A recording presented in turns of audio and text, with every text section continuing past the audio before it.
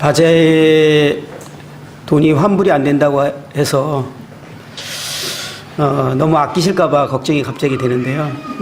환불 못한 돈은 선교비로 나가는 거기 때문에 헌금했다 생각하시고 풍성하게 사용해 주시면 좋겠다 생각이 들어집니다. 지금 작년 이제 연말부터 몇 주째 영적인 전쟁 그리고 하나님의 나라에 대해서 교제하고 있습니다. 오늘도 그 부분에 대해서 좀 더 이어서 교제를 할까 합니다. 이 부분을 이렇게 긴 시간을 할애하게 되는 것은요, 하나님 나라에 대한 이해는 성경 전체에 대한 하나님의 경륜을 파악하는 데 있어서 핵심적인 부분입니다. 성경 전체는 하나님께서 자기의 왕국을 세우시려는 목표를 어떻게 이루어가는지를 보여주고 있는 내용입니다. 저희들의 시야가 이제 넓혀지고 저희들은 이제 본질적으로 자기 중심적이기 때문에 대부분 하나님을 섬기고 있고 하나님을 믿는다고 하지만 하나님을 향한 나의 뜻은 무엇인가에 우리는 집중되어 있습니다. 그것은 성경적인 질문이 아니고 바른 질문이 아니죠. 하나님의 중심으로 저희들이 바뀌는 것이 아주 신앙생활하는 데 있어서 중요한 핵심이 됩니다.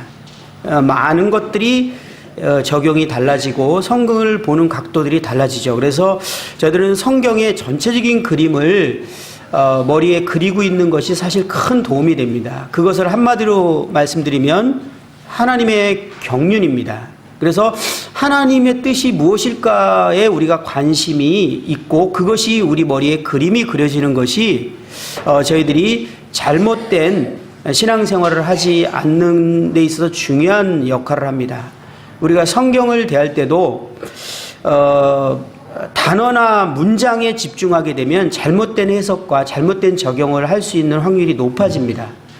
성경의 서신서의 전체의 흐름을 이해하고 그 다음에 우리는 구절들과 단어들을 해석해야지 바른 해석을 하는 것처럼 우리가 신앙생활을 하는 데 있어서 하나님의 전체적인 경륜, 계획이 무엇인지를 이해하고 있는 것이 아주 중요한 부분이라고 생각이 들어집니다. 그러나 이 부분 영역들은 좀 신학적인 느낌이 들고 복잡한 느낌이 들기 때문에 한 번에 머리에 싹 들어오지 않을 수 있습니다. 그러나 여러 차례 그런 부분들을 이제 배우고 들으면서 전체적인 그림이 그려질 때 저희들에게는 신앙생활에 있어서 바른 목표를 설정할 수 있는 아주 중요한 역할을 하게 됩니다. 성경은 하나님의 경륜을 이제 다루고 있고, 다른 편으로 보면은, 하나님의 영광, 그리고 하나님의 나라, 그분의 통치에 대한 내용들이 이제 핵심을 흐르고 있습니다. 어떻게 보면 저희들에게 익숙하지 않을 수 있는 단어들이고 문장일 수 있다라고 생각이 들어집니다. 오늘날 기독교계는 하나님의 사랑과 하나님이 나를 위해서 존재하는 그런 개념의 신으로 하나님을 바꿔놨기 때문에 이 개념이 잘 우리에게 와닿지 않고 모든 것이 하나님의 영광을 위해서 존재하고 그분의 기쁨을 위해서 존재하고 그분을 위해서 존재한다는 개념이 우리의 인본주의적인 사상에서는 거부감이 들 수 있습니다. 불편할 수 있어요. 특히 저희들에게 좀 덜하겠지만 믿지 않는 분들에게 이 성경을 사실대로 제시하면 상당히 불쾌함을 느끼는 사람들이 많이 있습니다. 우리가 하나님을 위해서 존재해? 뭐 그냥 하나님 마음대로 하셔도 돼? 라는 아주 불쾌한 마음으로 이러한 감정을 느끼거나 표현을 하게 되는 것을 종종 듣게 되는데요. 그러나 성경은 모든 것이 하나님으로부터 나왔고 하나님의 영광을 위해서 그분의 기쁨을 위해서 존재했습니다. 하나님께서는 성경 전체를 통해서 자신의 왕국을 세우시고 그분의 통치와 주권을 통해서 하나님의 영광을 드러내시기를 원하셨습니다. 그래서 성경에 나오는 하나님 나라의 개념에 대해서 말씀드렸죠. 이 킹덤이라는 이 왕국을 가리치는 헬라어는 바실레이아라는 단어입니다. 이것은 왕국의 영토나 백성들보다는 왕국의 주권을, 통치를 의미하는 단어입니다. 그러니까 하나님 나라는 하나님의 주권과 통치가 핵심입니다. 그러므로 하나님 나라는 하나님께서 왕으로 통치하시는 주권을 의미한다. 하나님 나라 그러면 우리는 하나님의 주권을 생각해야 됩니다. 하나님의 통치를 생각해야 되는 것입니다. 이 말을 다른 말로 표현하면 하나님 나라는 왕이신 하나님의 통치에 순종하려는 모든 존재들을 다스리는 하나님의 왕적 통치권을 의미합니다. 물론 하나님께서는 이 주권과 통치를 또 사랑으로 다스리시기를 원하셨어요. 그리고 우리가 그분의 사랑으로 말미암아 순종하기를 원했지만, 우리가 좀 극단적인 것은 하나님의 사랑이 마음에 와닿지 않고 느껴지지 않으면 순종하지 않아도 될 것 같은 태도를 취하는 것은, 이것은 전적으로 잘못된 개념입니다. 우리가 바른 동기로 하나님께 순종하고 하나님 통치를 받아들여야 되겠지만, 그렇지 않을지라도 하나님의 통치를 받아들여야 되고, 그 하나님의 통치를 받아들이지 않았던 모든 사람들에게 하나님은 엄미한 심판이 반드시 있게 될 것입니다. 그리고 마지막에는 그것이 온 세상의 눈에 보도록 드러나는 그러한 일들이 일어나게 될 것이고요. 이미 이제 이 세상을 떠난 사람들이 하나님 앞에 설 때 하나님의 주권과 통치를 인정했느냐, 아니면 그를 거절하고 거역했느냐, 반역을 했느냐에 의해서 심판이 결정될 것입니다. 우리는 자주 우리가 지은 범죄와 죄들 때문에 심판을 받을 거라는 생각인데 맞습니다. 그러나 성경은 그것이 핵심이 아닙니다. 하나님에 대한 통치의 거절, 반역, 그분을 왕으로 인정하지 않은 것에 대한 것을 죄로 여기고 그것에 대한 심판이 있게 될 것입니다. 그리고 그것을 거절한 사람들이 하나님께서 자기 임의대로 행하도록 놔둬버렸을 때 일어나는 일들이 죄들인 것입니다. 하나님의 은혜 가운데 있을 때 우리는 죄를 짓지만 하나님이 그를 로마서 1장에 보면 그들을 그냥 포기해버려요. 하나님을 인정하지 않을 때. 그랬을 때 그들에게는 이제 계속 죄 가운데 살아가는 그런 삶을 살게 되는 것이죠.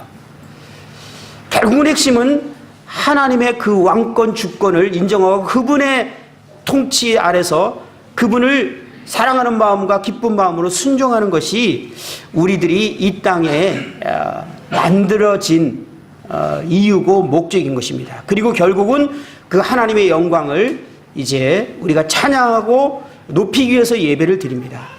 마지막 때에는 이 하나님에 대한 예배와 이 하나님의 영광과 주권에 대한 이 우리들이 그분의 영광을 높이는 것이 최고치에 달하게 될 것이고, 그것이 영원토록 진행될 일이 될 것입니다. 하나님의 목적은 결코 실패하지 않습니다. 그것은 이루어질 것입니다.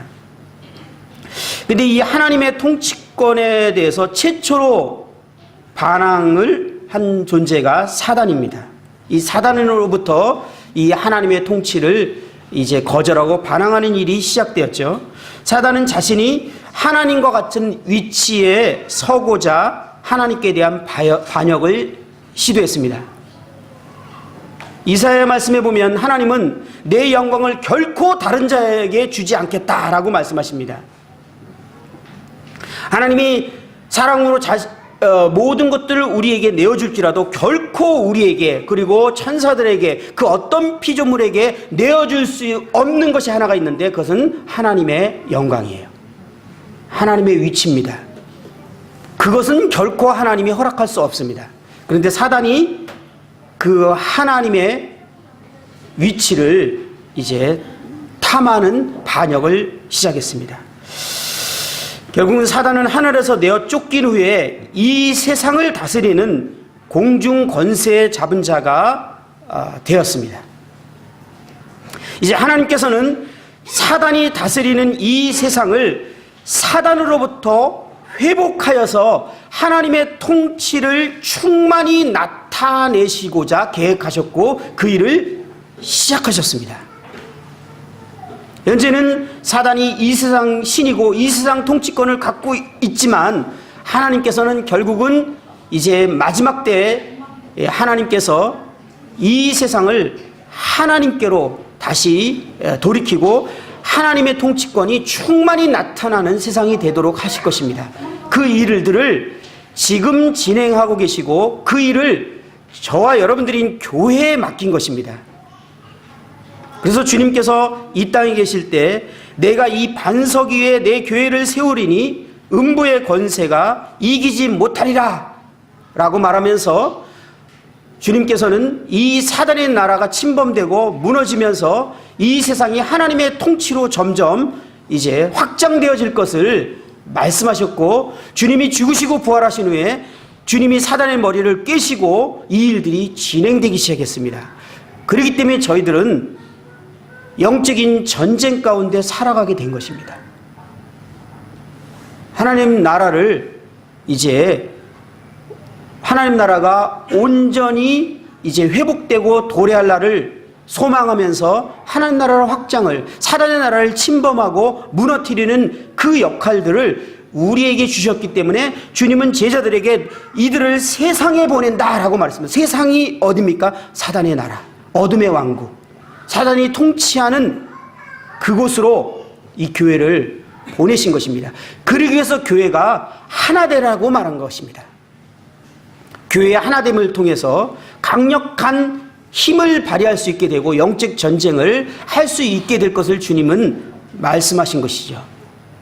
사단은 이러한 주님의 하나님의 영원전부터 품었던 계획과 이 일들이 이루어지는 것을 정확하게 알았고 자신이 패배할 것을 알았기 때문에 사단은 끊임없이 교회의 하나됨을 깨트리는 데 타켓을 두고 있습니다.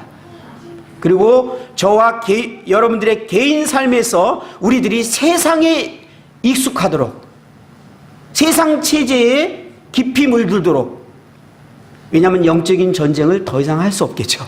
그렇게 되면 우리는 사단의 나라인 세상을 정복하도록 따로 불려진 거룩한 물인데 우리가 세상에 익숙해진다는 것은 결국은 하나님 나라에 반역을 한 것입니다. 스파이로 보내놨더니 특공대로 보내놨더니 그 나라화 돼버린 것입니다. 그렇기 때문에 사단은 우리가 그렇게 됐을 때 영적인 전쟁을 할 수 없다는 걸 잘 알기 때문에 개인적으로 계속적으로 우리로 하여금 세상의 체제와 이 문화와 이 풍토에 익숙하고 젖어들도록 계속 우리에게 유혹을 하고 있고요. 그래서 성경에 말하는 우리의 적은 세 가지라고 말하고 있지 않습니까? 세상과 사단과 육신.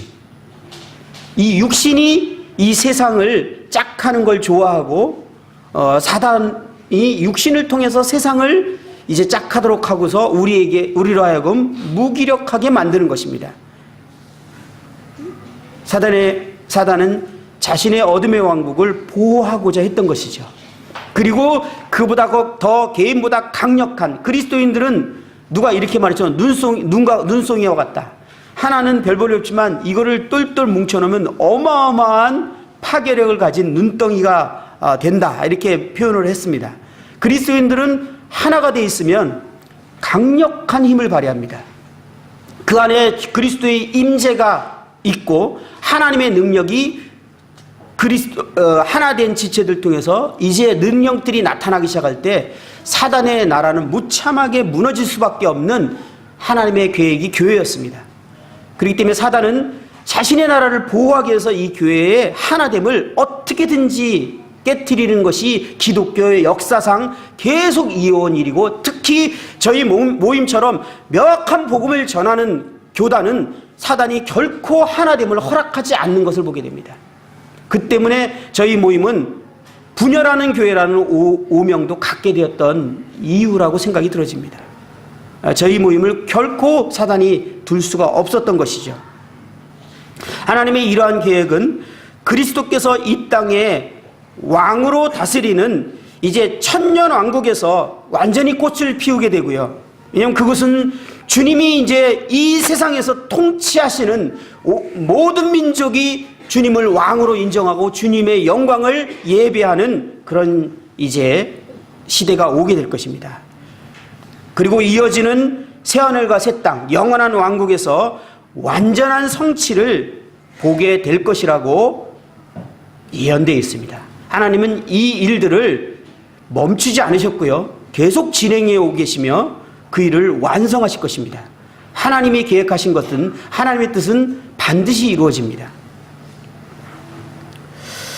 이러한 하나님의 계획이 하나님이 왕으로 다스리는 신정왕국이다, 이렇게 표현들을 합니다.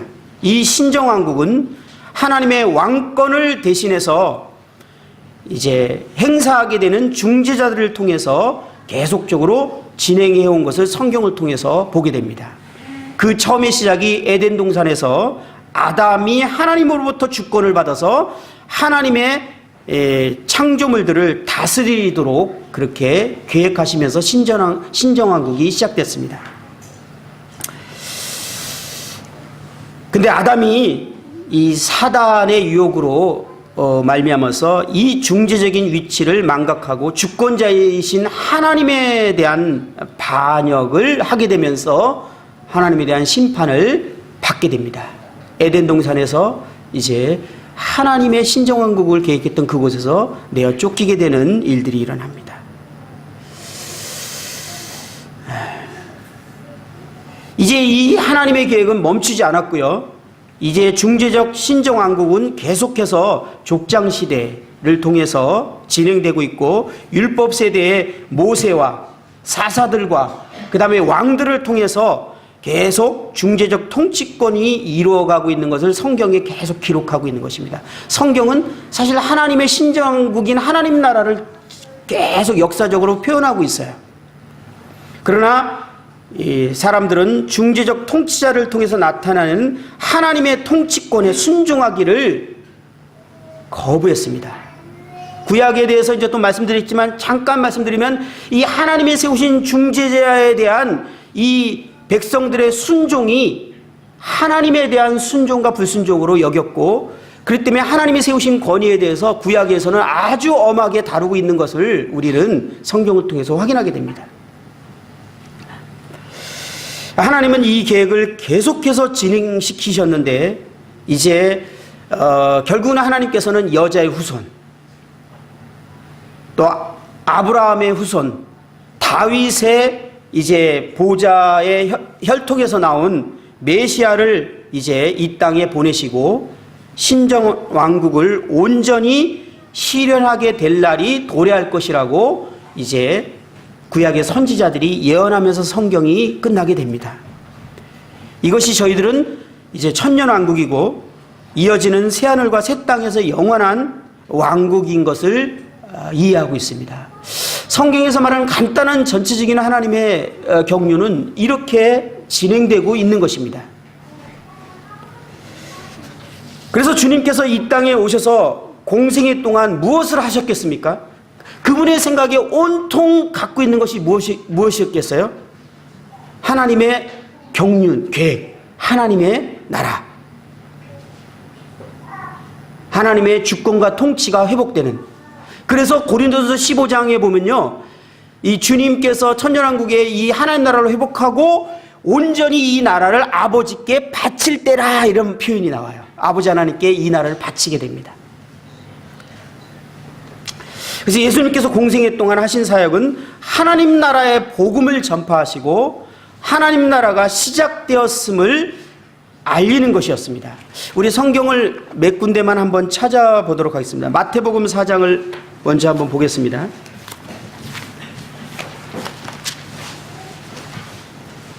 마태복음 4장 23절입니다.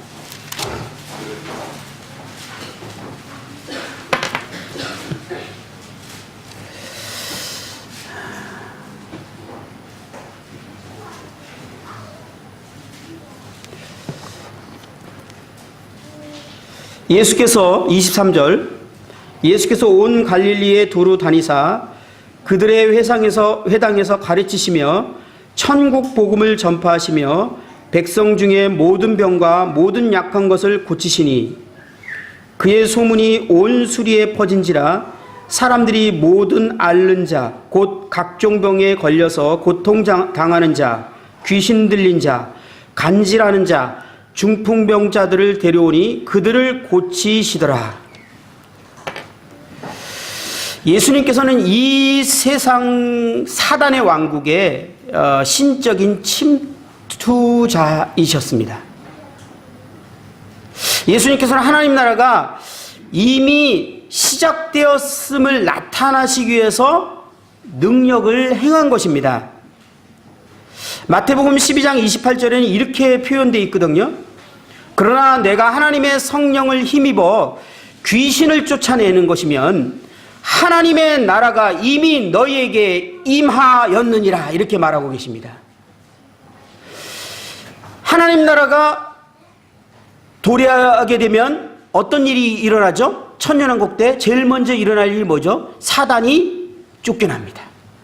그곳에서는 더 이상 사단이 활동하지 못합니다. 무적행에 갇히죠. 그리고 하나님 나라가 완성된 그곳에는 사단은 영원한 불못에 갇혀서 더 이상 활동할 수 없게 됩니다. 그리고 이사야가 하나님 나라가 도래했을 때 천년왕국에 대해서 지난주에 잠깐 말씀드렸지만 그러한 예언들을 많은 곳에 해놨습니다.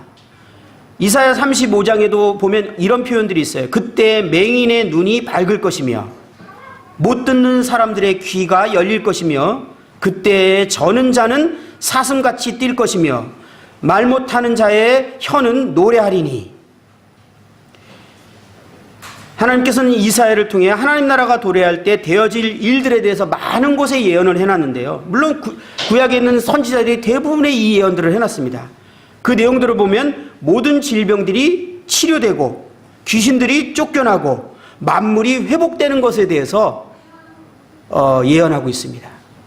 주님이 이 땅에 오셔서 하나님 나라의 복음, 하나님이 천국이 다가왔다, 하나님 나라가 다가왔다라고 말씀하시면서 행하셨던 것은 뭐냐면 안진뱅이들을 일으키고 눈먼 자들이 눈을 뜨게 하고 귀머거리가 듣게 하고 귀신을 쫓아내는 하나님 나라가 도래했을 때 벌어질 일들을 주님이 행하신 거예요. 주님이 기적을 행하신 이유는 그것입니다. 곧 내가 하나님 나라를 이제 시작하는 존재임을, 메시아임을 그것으로 증명한 거예요. 왜? 구약의 이사야 선지와 구약의 선지들이 메시아가 올 때 그런 일이 벌어질 것을 얘기했던 것입니다. 그런 일이 벌어지는 것이 하나님 나라가 회복되는 것이었어요.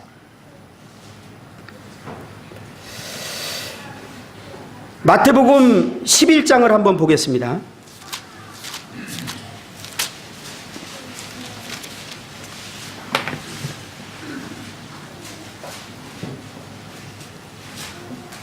마태복음 11장 2절부터 보게 되면요, 이제 요한이 옥에 갇혔는데 주님에 대해서 의문점이 생겼어요. 그래서 제자를 보내서 질문을 하게 되는 장면입니다. 2절에 보면 요한이 옥에서 그리스도께서 하신 일을 듣고 제자들을 보내어 예수께 여짜오되 오실 그이가 당신이 오니까 우리가 다른 일을 기다리오리까. 예수께서 대답하여 이르시되 너희가 가서 보고 들은 것을 요한에게 알리되 맹인이 보며 못 걷는 사람이 걸으며 나병 환자가 깨끗함을 받으며 못 듣는 자가 들으며 죽은 자가 살아나며 가난한 자에게 복음이 전파된다 하라. 누구든지 나로 말미암아 실족하지 아니하는 자는 복이 있도다 하시니라. 요한이요, 예수님이 하나님께로 오신 메시아라는 것을 알았어요. 제일 먼저 알아보고 사람들에게 소개했죠. 그리고 요한은 무엇을 기대했을까요? 요한부터 시작해서 이스라엘 모든 사람들은 메시아가 오면 우리들이 말하는 소위 그 하나님 나라 천년왕국이 도래할 것을 다 기대했던 거예요. 유대인들이, 이스라엘 백성들이 예수님을 인정하지 못한 이유도 사실은 그것이죠. 모세와 같은 그런 사람이 올 거라고 생각했어요. 메시아는. 모세는 어떤 역할을 했죠? 그 애굽이라는 당대 가장 강력한 나라는 애굽이라는 바로의 손에서 이스라엘 백성들을 다 건져낸 거잖아요. 그들을 다 물리쳤잖아요. 그리고 이스라엘을 회복시켰어요. 실제로 이 땅에서 한 국가로 이 나라가 다시 도래할 것을 신정왕국은 하나님이 통치하시는 나라거든요. 다시 이 땅에서 그것이 회복되는 거예요. 그런 나라가 올 거라는 것을 이스라엘 백성들은 다 알고 있었어요. 그리고 메시아가 오면 그런 일이 이루어질 것이다. 그런데 예수님이 자신을 메시아처럼 얘기하는데 모세는 메시아로 알았어요. 그런데 예수님이 하는 걸 가만히 보는데 내 생각하고 달라. 뭐 계속 가난한 사람들을 만나고 죄인들만 만나고 있고 뭐 뭔가 이렇게 이제 로마를 그 당시에 그 로마를 딱 뭔가 이렇게 해결하시면서 이스라엘을 회복시킬 줄 알았는데, 왜냐하면 이 하나님 나라가 도래될 때 이스라엘 백성들에게 약속된 게 있죠. 천년왕국 때 이스라엘이 온전히 회복되고 그 전 세계의 중심이 되고 수도가 되고 이스라엘이 주인공이 되는 것이거든요. 그러니까 이스라엘은 메시아가 오는 것을 기다릴 수밖에 없었고 고대했던 거예요. 그리고 메시아가 왔다고 하는데 자기들이 기대하는 행동은 안 한단 말이에요. 요한도 헷갈린 것 같아요. 그래서 제가 기다리는 분이 당신이 맞습니까? 라고, 왜냐하면 이것 때문에 감옥까지 갇혔는데 내가 이거 헛된 일을 했을까? 저희들 가끔 그런 생각 하잖아요. 내가 지금 이렇게 믿고 이렇게 행하는 게 주님 오신다던데 진짜 오시는 거 맞아? 그러면서 요한처럼 우리도 흔들릴 때가 있어요. 요한은 정직하게 제자들 보내서 질문했어요. 근데 예수님이 대답이 놀랍지 않습니까? 뭘 대답을 했죠? 맹인들이 보고 맹인들이 보며 걷는 사람들이 걸으며 못 걷는 사람들이 걸으며 나병 환자가 깨끗함을 받고 못 듣는 자가 들으며 죽은 자가 살아나고. 지금 무엇을 얘기하는 것이죠? 이사야가 예언한 그 일들이 지금 일어나고 있다. 요한이 정확하게 알아들을 수 있는 말을 해주신 거예요. 요한은 이 내용을 제자에게 딱 듣고 나서 더 이상 이제 의문을 갖지 않게 됐을 거예요. 하나님 나라가 이미 시작됐구나.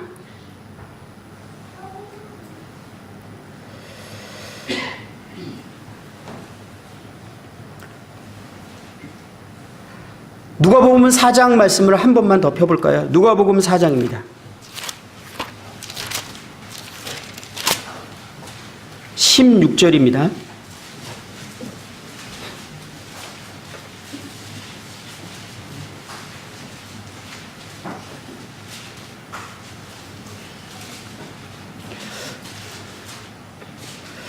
예수께서 4장 16절, 예수께서 그 자라신 곳 나사렛에 이르사 안식일에 늘 하시던 대로 회당에 들어가사 성경을 읽으려고 서심해 선지자 이사야 글을 드리거늘 책을 펴서 이렇게 기록한 데를 찾으시니. 예수님이 어디를 찾으셨을까요? 하나님 나라.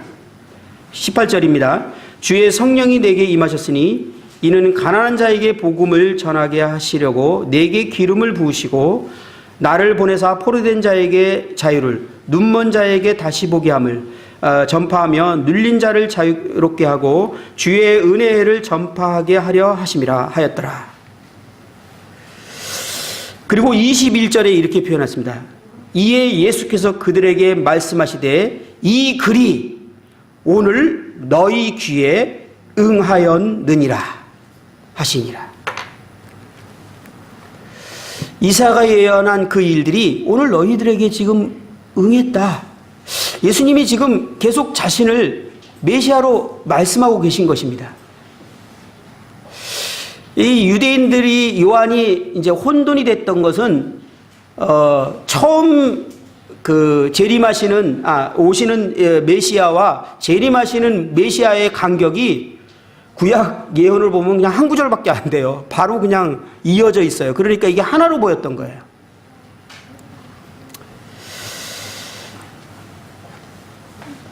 누가복음 17장 20절 21절에는 이런 장면이 있죠. 바리새인들이 하나님 나라가 어느 때 임하니까 묻거늘 예수께서 대답하여 이르시되, 이렇게 시작되죠.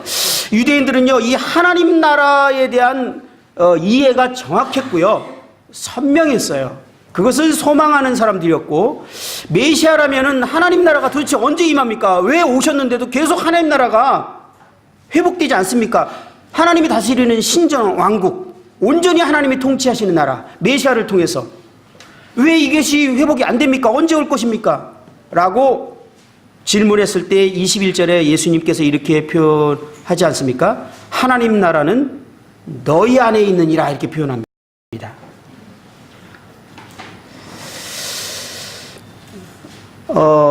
학자들 간에 또 이렇게 분별하기도 합니다. 너희 안에 있느냐를 우리 마음으로 얘기하기도 합니다. 근데 그 당시에 이 질문한 사람들은 바리새인들이었고 예수님을 믿지 않는 그런 사람들이었습니다.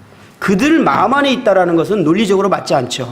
결국은 너희 안에라는 건 너희들 가운데, 다른 성경에 너희들 가운데 있느니라 이렇게 해서 번역이 되어 있어요. 결국은 예수님은 자신이 하나님 나라인 것을 설명한 것입니다. 하나님 나라의 정의가 뭐죠? 주님의 주권, 통치. 영토와 백성이 아닙니다. 그분의 주권과 통치예요. 그분이 이제 왕으로 오셨음을 그들에게 말한 것이었습니다. 하나님 나라는 주님의 이 땅에 오심으로 인해서 이제 시작되었습니다. 그리고 이제 비밀스러운 하나님 나라가 이 교회를 통해서 계속적으로 이제 진행되고 있습니다. 예수님께서는 하나님 나라가 이미 임했다는 것을 보여줄 뿐만 아니라 하나님 나라가 아직 완전히 임하지 않았다고도 가르치시기도 했습니다. 누가복음 13장 28절 29절에 보면 이렇게 표현하고 있어요. 너희가 아브라함과 이삭과 야곱과 모든 선지자는 하나님 나라에 있고 오직 너희는 밖에 쫓겨난 것을 볼 때 거기서 슬피 울며 이를 갈미 있으리라.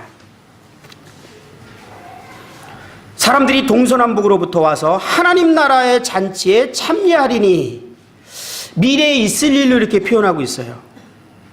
마태복음 13장 43절에서도 그때 의인들은 자기 아버지 나라에서, 하나님 나라죠, 해와 같이 빛나리라. 귀 있는 자들은 들으라. 그때 앞으로 올 어떤 날을 얘기하고 있어요. 주님은 이미 하나님 나라가 도래했다라고 말하면서 또 미래에 올 것을 얘기하고 있습니다. 이는 하나님 나라가 미래의 어느 시점에 이르러서야 비로소 완성될 것이라는 그런 말씀을 하고 계신 것입니다. 그때는 모든 민족이 주께로 돌아오는 이제 구약적인 비전이 완전하게 성취될 것입니다. 전 우주적인 회복이 일어날 것입니다. 그때는 아마 예를 들어서 밭에 당근이 아마 이렇게 클 거고요. 무 하나가 혼자 들 수 없을 만큼 막 엄청난 크기로 자랄 것이고요. 우리 이천은 이제 쌀로 유명한데 이 쌀이 1년에 3모작을 할지 5모작을 할지 모르는데 성경은 그냥 추수하면 바로 뒤에서 다시 심는데요. 그러니까 계속 거두고 심고 할 정도로 이제 사람뿐만 아니라 모든 자연계가 회복이 되어버립니다. 그렇기 때문에 저희들은 에덴 동산에서와 흡사하게 이제 먹을 것과 입을 것 때문에 이제 어려움을 겪거나 그렇지 않을 것입니다. 온 우주가 이제 회복되는 거예요. 하나님의 영광을 그대로 이제 다 드러낼 것입니다.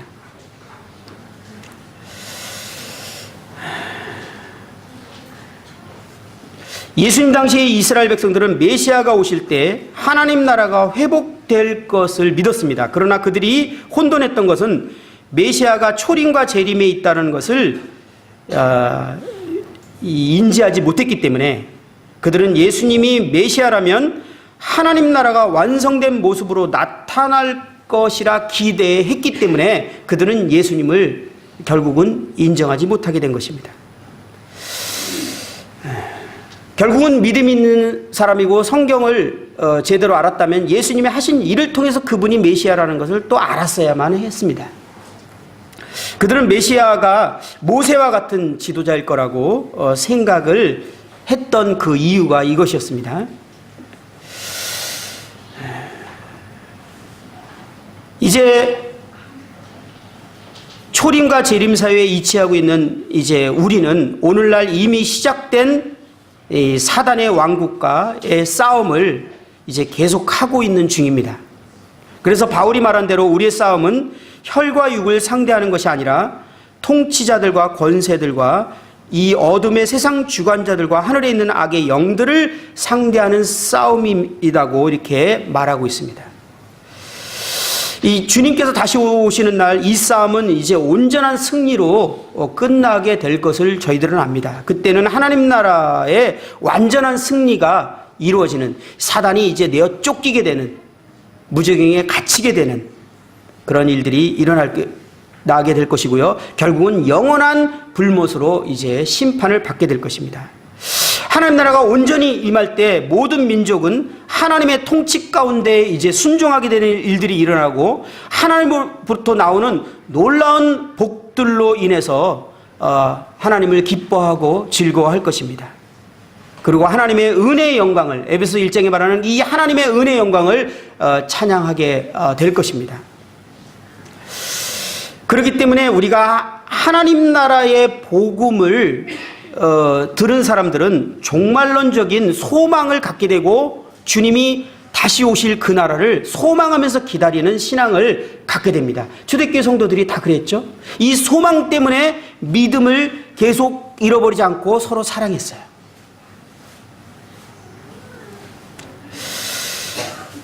그렇다면 이제 현재 우리가 하나님의 통치에 굴복하면 할수록 전쟁은 승리할 것이고 하나님 나라는 확장될 것이라는 것을 조금이나마 이해하게 됩니다. 그래서 야고보서 4장 7절에 영적 전쟁에 있어서 그런즉 너희는 하나님께 복종할지어다 라고 말하고 마귀를 대적하라. 그리하면 너희를 피하리라 이렇게 말했습니다. 하나님께 순종하지 않는 자를 사단은 두려워하지 않습니다. 우리가 하나님께 통치를 인정하고 순종할 때 마귀는 내어 쫓기는 일들이 일어날 것입니다.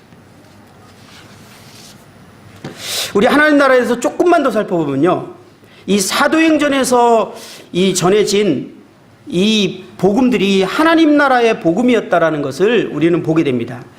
우리 사도행전 8장을 한번 볼까요? 사도행전 8장입니다.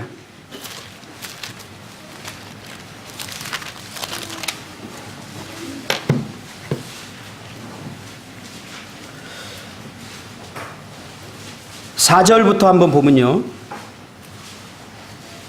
사도행전 8장 4절입니다. 그 흩어진 사람들이 두루 다니며 복음의 말씀을 전할새 빌립이 사마리아 성에 내려가서 그리스도를 백성에게 전파하니 무리가 빌립의 말도 듣고 행하는 표적도 보고 한 마음으로 그가 하는 말을 따르더라. 많은 사람에게 붙었던 더러운 귀신들이 크게 소리를 지르며 나가고 또 많은 중풍병자와 못 걷는 사람들이 나으니 그 성에 큰 기쁨이 있더라. 주님이 하셨던 일들을 제자들이 항상 행하는 걸 보게 되죠. 병을 고치고 귀신을 내어쫓고. 왜 그렇습니까? 하나님 나라가 임하게 될 때 일어날 일들입니다. 12절을 보면요, 빌립이 하나님 나라와 및 예수 그리스도의 이름에 관하여 전도함을 그들이 믿고 남녀가 다 세례를 받으니. 빌립이 전했던 복음은 하나님 나라와 예수 그리스도였어요. 그죠? 근데 사실 사도행전을 보면 다 이렇게 패턴이 가고 있다는 것을 우리는 발견하게 됩니다. 빌립은 하나님의 주권과 통치가 회복될 나라를 선포했고요. 그리고 그리스도가 왕이심과 그분이 왕이심과 그분이 하신 일에 대해서 전했습니다. 사도행전의 이 부분을 하나님께 대한 회개와 예수 그리스도에 대한 믿음이라고 이렇게 표현을 사도 바울은 얘기를 했습니다. 하나님께 대한 회개가 무엇입니까? 그러면 하나님의 주권, 하나님의 통치를, 하나님의 그분의 명령의 뜻에 따라 살지 않던 우리의 삶을 이제 돌이키는 것입니다.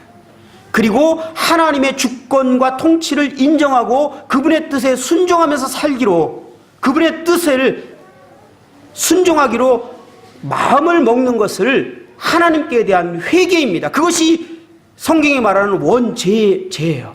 그 죄를 회개하는 거예요. 그리고 이제 그 하나님께로 돌아가는 길이 예수 그리스도의 하신 일이 된 것입니다. 그래서 예수님은 내가 길이요 문이다 라고 말했습니다. 어떻게 해요? 하나님께로 돌아가는. 하나님께 돌아간다는 뜻은 무엇입니까? 하나님의 그분의 주권 통치를 우리가 인정하고 받아들이고 그분의 뜻에 순종하는 삶이에요. 하나님의 영광을 위해서 이제 내가 존재하겠다는 거예요. 그분의 뜻을 위해서 존재하겠다는 거예요. 내 뜻을 위해서 하나님이 존재해서 기도해서 내 뜻을 이루는 것이 아니라 하나님의 뜻이 이루어지이다. 주기도문. 하나님의 이름이 거룩히 여김을 받으시고 나라에 임하옵시고, 결국은 그분의 뜻이 이루어지는 것이 주님이 가르친 기도죠. 그런 삶을 살기로 결정하는 것이 하나님께 대한 회개와 그 회개를 하는 사람들이 들어야 될 내용이 예수 그리스도의 하신 일이에요. 그런데 우리가 이 전자가 빠져버렸어요. 주님과 제자들과 이 초대교회는 결코 복음을 그렇게 전하지 않았어요. 예수 그리스도의 하신 일만 전하지 않았다는 거예요. 우리가 마음으로부터 삶에서부터 하나님의 그 주권을 거역하고 반역하면서 내 뜻대로 살아가던 이 삶에 대해서 돌이키는 것이 먼저 있어야 됐고, 그리고 그것을 도전했고 그것을 도전을 받아들이는 사람에게 예수 그리스도 하신 일이 믿음으로 화답이 됐던 거예요. 그것이 성경에서 말하는 복음입니다. 그래서 서신서를 한번 살펴보세요. 골로새서나 데살로니가전서나 보면요, 그들이 이 복음으로 말미암아 변화된 삶에 대해서 말하고 있는데 그들의 믿음과 사랑이 풍성했다라는 거예요. 근데 그 이유가 뭐냐면 하늘에 대한 소망 때문에 너희들이 그렇게 살고 있다. 그런데 이 소망은 너희들이 처음 복음을 들었을 때 들은 내용이다, 이렇게 말하고 있어요. 복음을 들을 때 그들은 복음을 처음 들었을 때 그 하늘나라의 소망을 가지고 복음을 들은 거예요. 처음부터. 하늘나라의 소망? 무엇이죠? 그분의 통치, 주권, 영광. 바울의 전도를 한번 살펴보면요, 사도행전 19장입니다. 사도행전 19장에 보면요, 19장 1절을 한번 보겠습니다.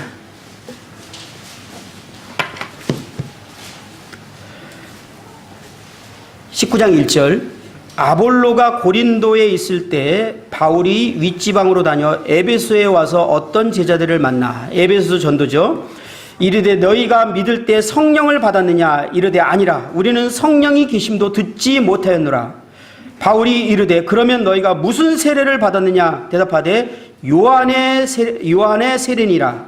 바울이 이르되 요한이 회개의 세례를 베풀며 백성에게 말하되 내 뒤에 오시는 이를 믿으라 하였으니 이는 곧 예수라 하거늘 그들이 듣고 주 예수의 이름으로 세례를 받으니. 그리고 8절에 보면 바울이 회당에 들어가 석 달 동안 담대히 하나님 나라에 관하여 강론하며 권면하되 어떤 사람들은 마음이 굳어 순종하지 않고 무리 앞에서 이 도를 비방하거늘 바울이 그들을 떠나 제자들을 따로 세우고 두란노 서울에서 날마다 강론하니라. 여기에 보면 바울이 하나님 나라에 대해서 담대히 하나님 나라에 대해서 석 달 동안 강론하고 있음을 보게 됩니다. 저희 훈련이 12주 코스 석 달인데요. 바울은 이 하나님 나라에 대해서 강론하고 있었음을 보게 됩니다. 그런데 그 앞에 이 내용을 설명하기 전에 바울이 이제 3절, 4절, 5절에 보면 요한의 세례에 대해서 말하고 있습니다.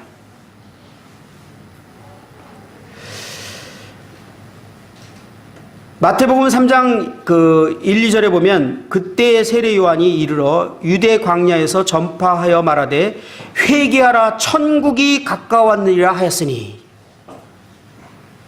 그리고 5절과 6절에 보면 이때 예루살렘과 온 유대와 요단강 사방에서 다 그에게 나와 자기들의 죄를 자복하고 요단강에서 그에게 세례를 받더니. 요한이 전했던 그리고 그들이 받았던 회개가 죄 용서를 받는 세례였어요.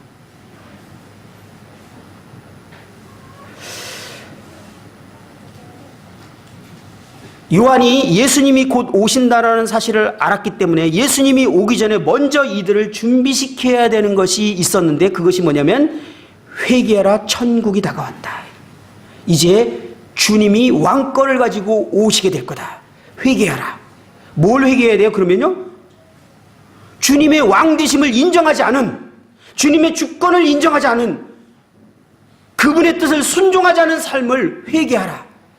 구약의 선지자들은요, 하나님의 주권과 그 통치를 인정한 사람들에게는 주님이 다시 오실 때 놀라운 복들이 임할 것이지만 그 하나님의 주권 통치를 인정하지 않는 사람들에게 하나님이 왕권을 다스리는 첫 번째 시도가 뭐냐면 순종하지 않는 불순종의 사람들에게 먼저 심판이 먼저 있을 것을 예언하고 있거든요. 우리는 그것이 7년 대환란으로 알고 있어요. 미래에 올 일은. 요한은요 이걸 지금 얘기하고 있는 거예요. 이제 주님 메시아가 왕권을 가지고 이제 하나님 나라가 도래하게 될 텐데 회개해야 된다. 너희들이 정말 하나님을 왕으로 인정했느냐? 하나님의 뜻을 순종했느냐? 그분의 명령을 따르고 살았는가? 아니면 자기 뜻대로 하나님의 그 주권을 거절하고 내 뜻대로 내가 원하는 대로 살았느냐?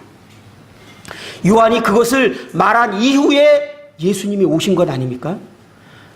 저희들이 요한의 역할을 해야 되지 않겠습니까? 먼저 그분의 주권을 인정하도록 우리 믿지 않는 사람들에게 회개하라고 먼저 외쳐야 되는 것입니다. 그런데 우리 자녀들이요, 지난번에도 말씀드렸지만 상담을 해보니까 주일학교 때부터 시작해갖고 유치원 때부터 해서 평생 배워온 게 뭐냐면 학생 때까지 하나님의 사랑이에요, 은혜예요. 그리고 복음이에요.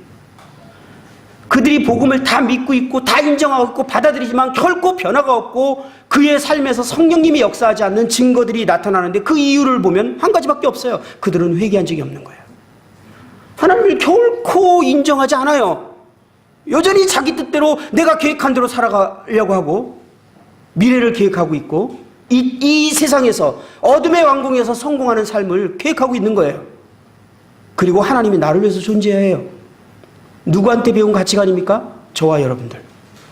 사실 부모에게 배운 가치관이에요. 우리 교회에서 배운 가치관이라고요.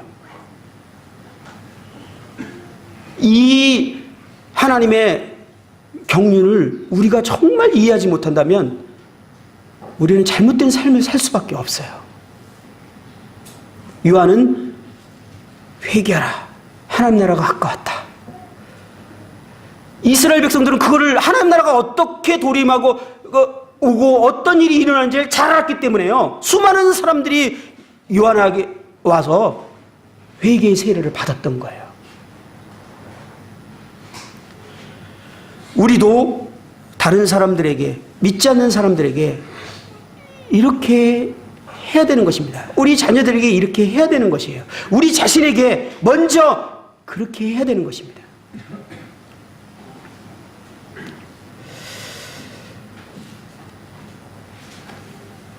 마가복음 1장 4절에도 이렇게 표현하죠. 세례 요한이 광야에 이르러 죄 사함을 받게 하는 회개의 세례를 전파하니. 처음에 제가 이 문장을 읽을 때 헷갈렸어요. 죄 사함은 예수님이 주시는 건데 요한이 죄 사함을 받게 하는 회개의 세례를 줬어? 누가복음 3장 3절에도 요한이 요단강 부근 각처에 와서 죄사함을 받게 하는 회개의 세례를 전파하니 어떤 죄입니까? 무슨 세례입니까? 하나님을 그분이 우리를 지으신 주권자이고 절대 주권자이고 왕이신 것을 인정하지 않고 살았던 죄, 그것이 하나님이 오시게 되면 반드시 심판을 받게 됩니다. 그 심판의 결과는 영원한 불못이에요. 그것을 피할 자는 아무도 없습니다. 우리는 그것을 전해야 돼요.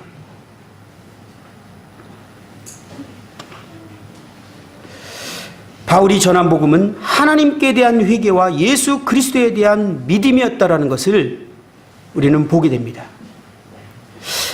한 군데만 두면 사도행전 20장을 한번 볼까요? 20절입니다. 20장 20절. 유익한 것은 무엇이든지 공중 앞에서나 각 집에서나 꺼리낌 없이 여러분에게 전하여 가르치고 유대인과 헬라인들에게 하나님께 대한 회개와 우리 주 예수 그리스도에 대한 믿음을 증언한 것이라.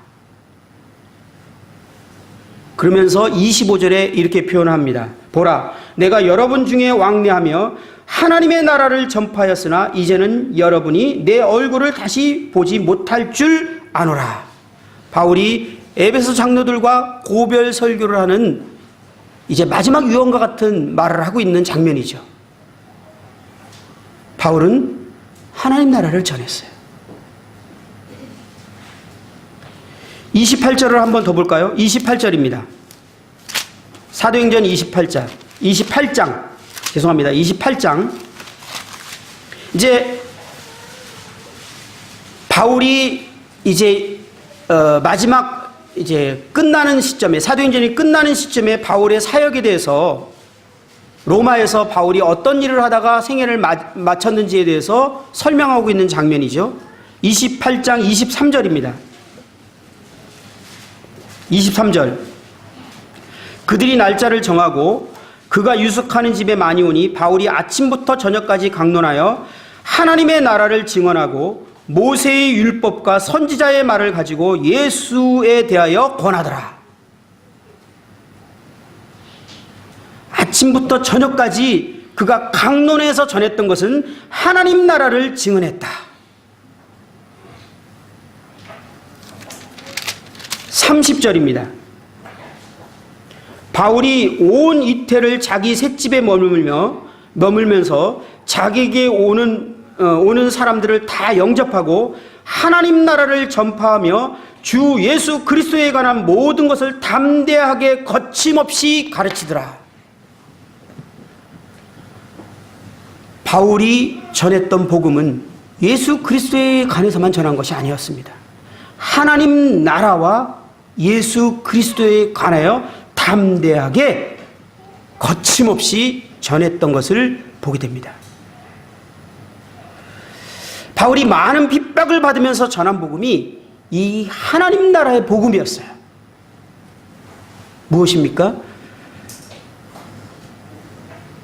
하나님이 이 세상을 창조하신 이유, 우리가 존재하는 이유, 그러나 하나님께 심판을 받을 수밖에 없는 이유, 그리고 이 심판을 피하기 위해서 하나님께서 베푸신 은혜, 예수 그리스도. 근데 예수 그리스도 전에 먼저 그들이 이해해야 될 것이 무엇이었나요?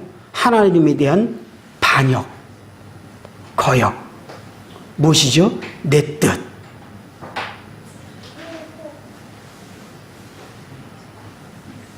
자기가 주인이 된 삶. 하나님의 통치를 무시하고 거절해버리고 함부로 여겼던 이 죄에 대한 심판이 곧 오게 될 것이라는 거예요.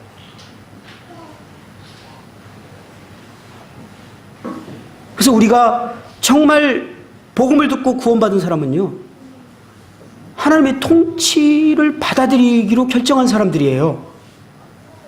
하나님의 뜻을 위해서 살아가기로 결정한 사람들이에요.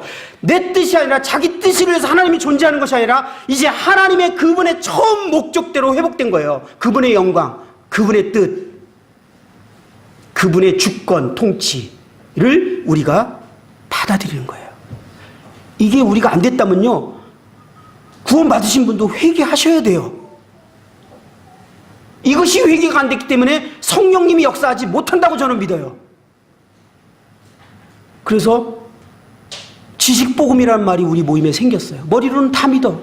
근데 그래서 구원받았다고 침례도 줬어. 근데 장로님들을 볼 때 저 사람 구원받은 거 맞나? 항상 장로 형제님들이 모이면 매일 나오는 얘기가 이 얘기예요. 진짜 이거 어떻게 해결하지? 왜? 복음은 똑부러지게 믿는데 왜 저러냐니. 이유가 뭘까요? 여전히 내 뜻대로 살잖아요. 내가 주인이잖아요. 나를 위해서 하나님이 존재하는 거잖아요. 그냥. 이것은요, 반역이고요, 거역이고요, 성경에서 말하는 가장 심각한 근본적인 죄인 거예요.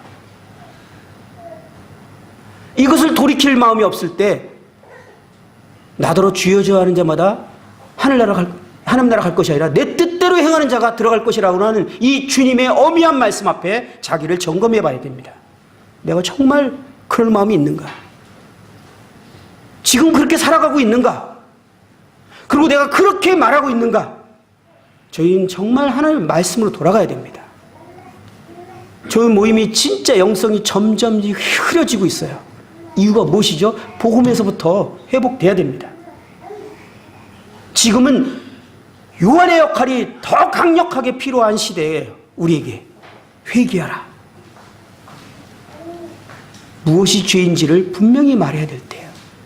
그리고 저와 여러분들 뿐만 아니라 우리 학생들과 우리 모두가 진짜 구원받기를 원한다면 먼저 하나님의 주권과 통치를 받아들이고 인정할 것을 먼저 결정하셔야 됩니다. 그리고 그렇게 결정하고 이제 예수 그리스도를 믿으신 분들에게는 성령님이 오셔서 이제 성령께서 그분의 뜻대로 순종하며 살아가도록 도우실 거예요. 성령님이 그래서 오시는 거예요. 근데 예수님 믿고 죄 다 용서받았기 때문에 난 죄 없기 때문에 지옥 안 가. 이게 공식처럼 돼 있고, 그러니까 성령님과 내주하시고 그분이 도우심에 대해서 경험도 못하고 주님과 관계 맺고 살아가는 것도 잘 모르겠고, 그냥 내 삶은 그냥 내가 주인이고, 하나님 말씀 읽으면 말씀은 그렇지만, 여러분 진짜 왕권 시대에 살았는데 왕이 말했는데 전하의 말은 그렇지만 그건 바로 죽는 거예요. 근데 그분이 절대 주권자이시라고요. 만왕의 왕이시라고요. 그것이 우리가 다시 회복된 것이 회개예요.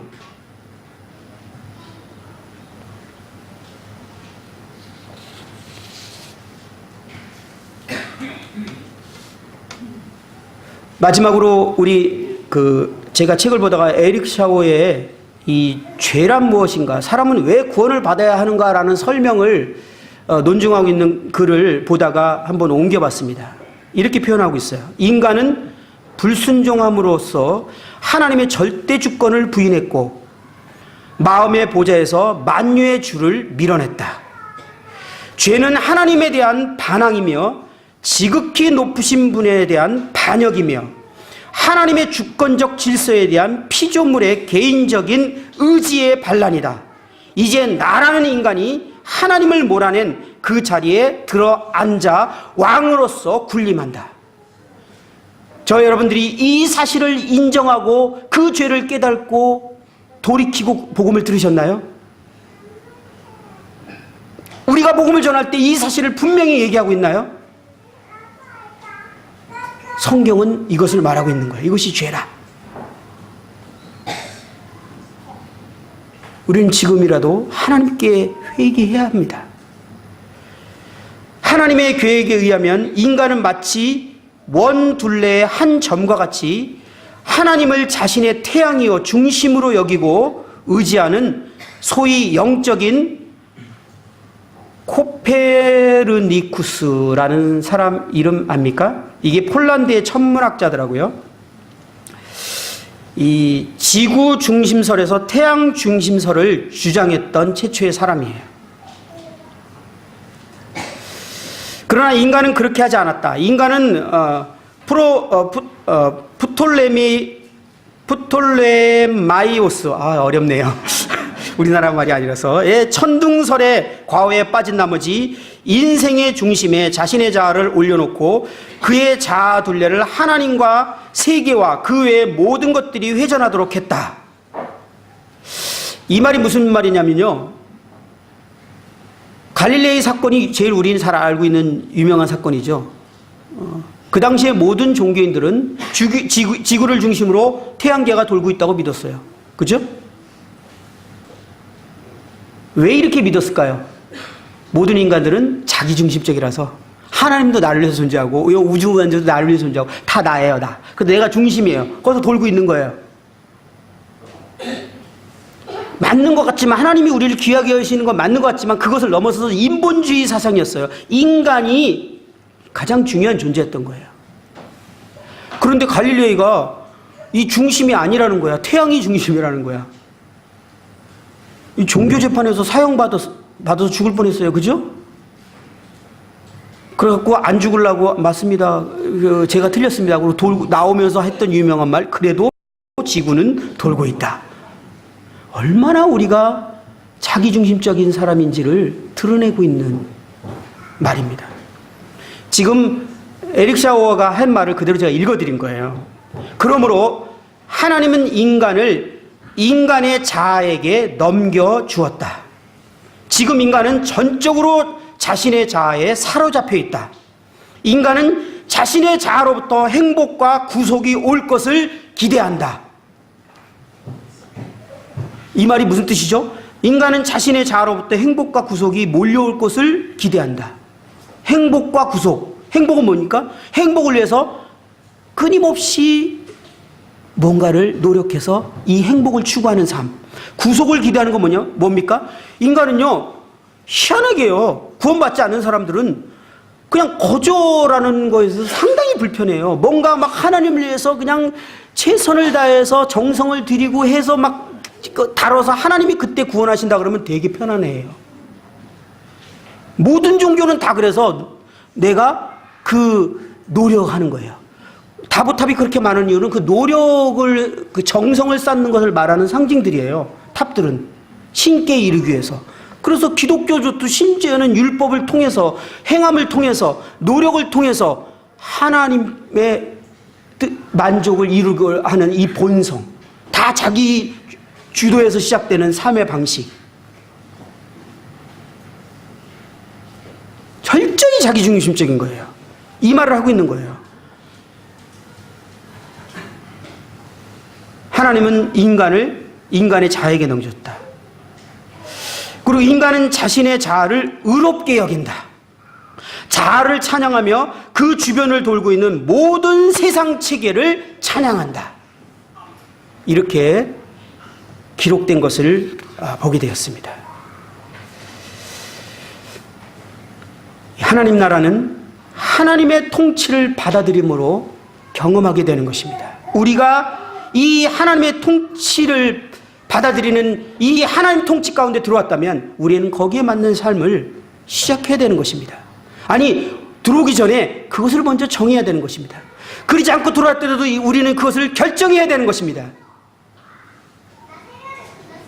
그리고 우리는 담대히 세상에 말해야 됩니다. 하나님의 통치와 주권을, 그리고 그분의 주권에 굴복할 것을, 그 자아가 왕인 것을 죄라고 말하는 것을. 근데 우리가 그렇지 않고 어떻게 그 말을 선포할 수 있겠어요? 그리고 이제 그 하나님께로 돌아오는 길은 예수 그리스도가 길이신 것을 그 다음에 제시되는 거예요. 이것이 저와 여러분들의 삶에, 또 우리의 복음에 회복되어지기를 기도하는 마음이 있습니다. 시간이 되어서 마치도록 하겠습니다.